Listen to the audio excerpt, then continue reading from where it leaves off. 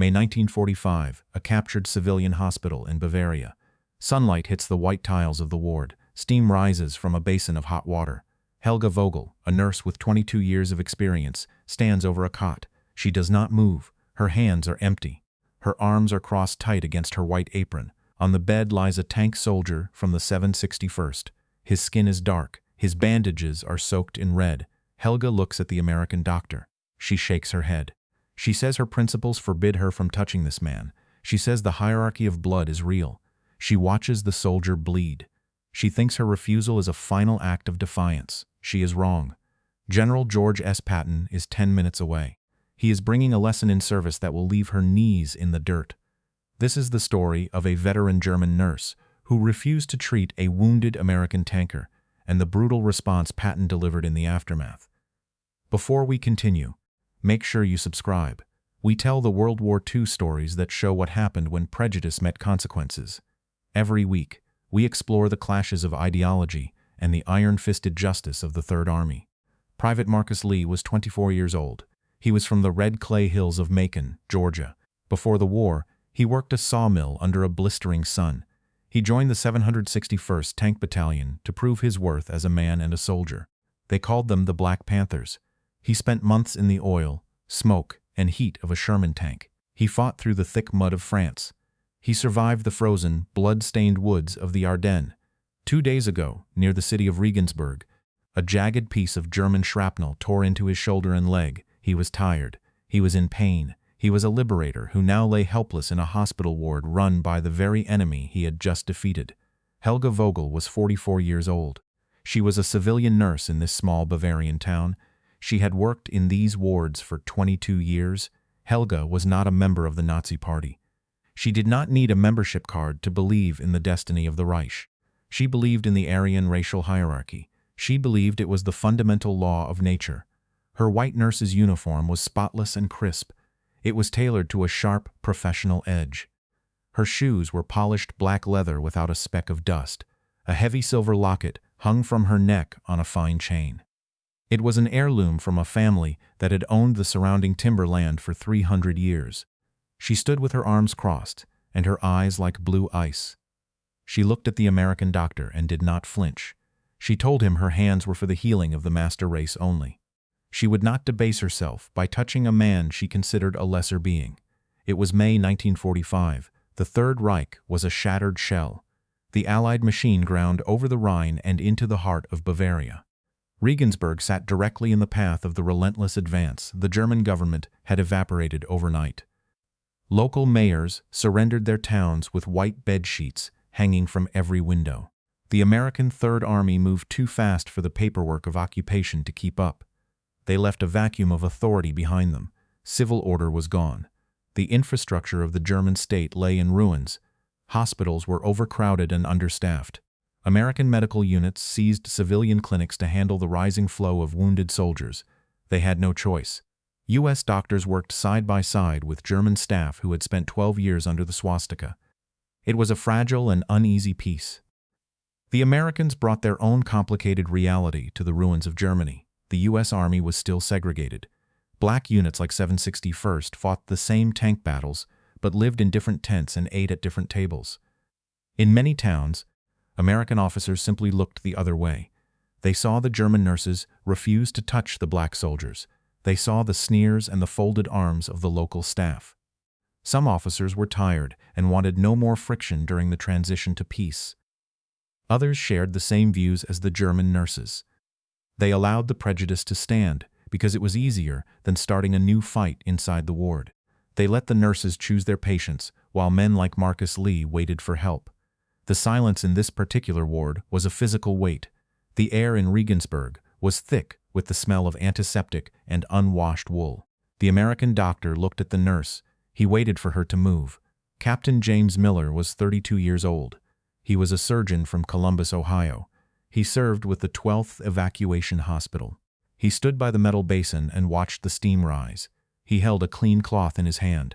He looked at Helga Vogel. She was 44. She was a professional. She had seen thousands of wounds.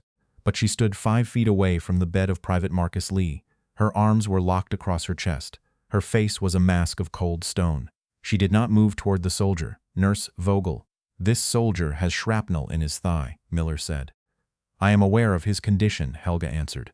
"Then prepare the saline and start the irrigation." "I will not do that." "Is there a problem with the supplies?" "The supplies are adequate." "Is there a problem with your training?" "I have served this hospital for 2 decades. Then what is the delay?" "I do not touch his kind. He is a soldier of the United States Army. In my country, he would not be allowed in this room. This is not your country anymore. Helga, the maps may change, but the hierarchy of the races is eternal. You are a nurse. Your oath is to the sick. My oath is to the purity of the German people. If you do not help him, he will lose the leg. That is a small price for maintaining my dignity." "You find dignity in letting a man rot?" "I find dignity in refusing to acknowledge the equality of the inferior. He fought for your freedom from the people who destroyed this city. He is a weapon of the weak, used to humiliate the strong." "You are speaking like a fanatic." "I am speaking like a woman who knows her place in the world." "And where is that place?" "Above the dirt and above the mud you brought with you from the South." Captain Miller looked at Private Lee. The young man from Georgia was silent. He gripped the edges of the thin mattress. His knuckles were gray. He had heard every word. Miller felt a heat in his chest that had nothing to do with the Bavarian sun. He saw the nurses in the hallway watching. He saw the German orderlies whispering. The authority of the hospital was dissolving. Miller was a doctor, not a warden. He knew he could not force her to be human. He turned away from the basin. He walked to the hallway. He found a field telephone in the administrator's office. He did not call his colonel. He called the 3rd Army headquarters. He described the refusal. He described the insult. He described the ideology that was still breathing inside the white walls of the ward.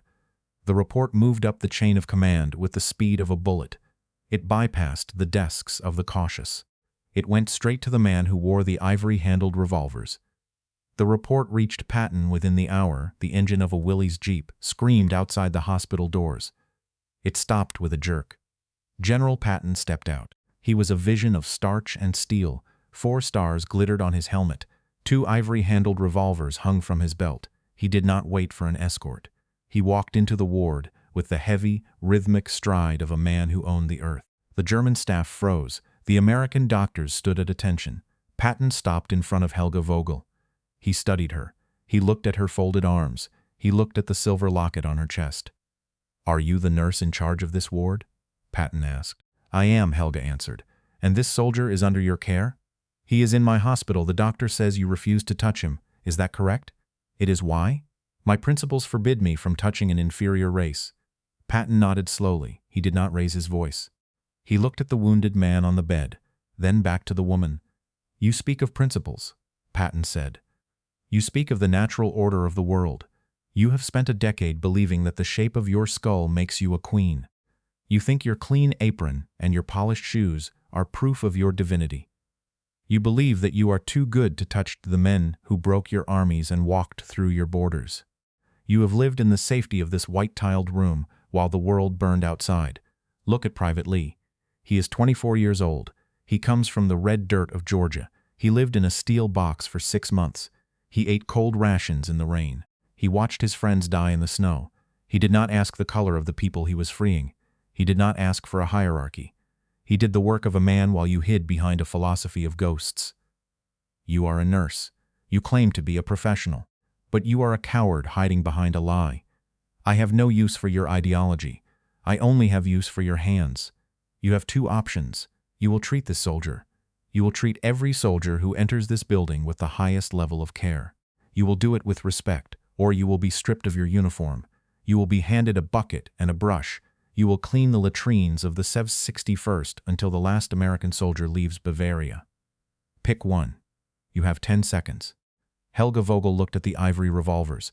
She looked at the cold blue eyes of the general. Her defiance vanished. Her arms dropped to her sides. Her pride broke in the quiet of the ward.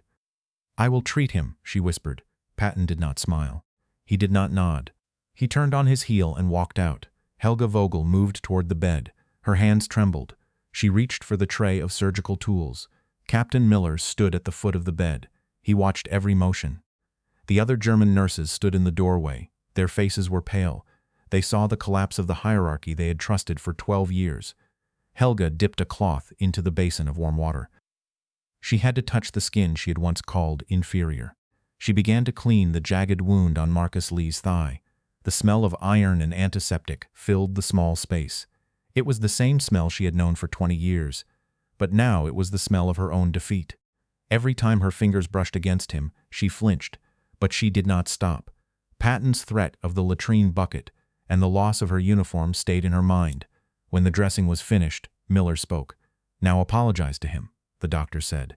Helga looked down. She could not meet Lee's eyes. "I am sorry for my conduct," she said.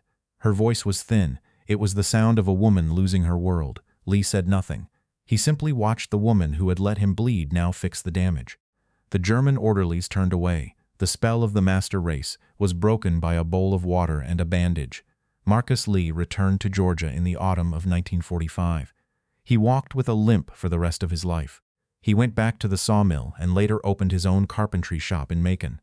He never spoke much about the war. He kept a small, folded newspaper photo of Patton in his wallet until the day he died in 1998. He remembered the white tiles.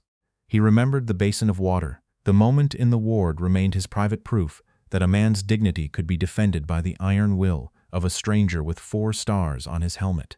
Helga Vogel stayed in Regensburg. The American occupation became a permanent part of the Bavarian landscape. She faced a denazification tribunal in 1947. She lost her nursing license for 5 years. She worked as a laundrymaid in the same hospital where she had once commanded the ward. She lived in a cramped 2-room apartment until her death in 1974. She was a quiet, bitter woman. Neighbors said she spent her evenings looking at the ruins of the old timber estates. She died with her silver locket still around her neck. It was a relic of a world that the tide of history had washed away. General Patton never mentioned the incident in his public reports. He kept a brief summary of the confrontation in a folder in his desk. He wrote a single line to his wife in a letter dated 2 weeks later. He said that a nurse who refuses to heal is no different than a soldier who refuses to fight. He died in December 1945. He left the story to the men who saw the general stand for a private from Georgia. Some historians argue that Patton's intervention was more of a tactical performance than a moral crusade. They point to the glaring irony of a general enforcing racial equality in a German clinic while commanding a segregated army that still kept soldiers in separate barracks. Others argue that Patton's swift response was an essential tool for dismantling the ideological remnants of the Reich. By forcing a direct apology, he signaled to the local population that the old laws of blood and soil were over. What is certain is that the combat record of the 761st under Patton's command forced the military to begin the process of desegregation in 1948.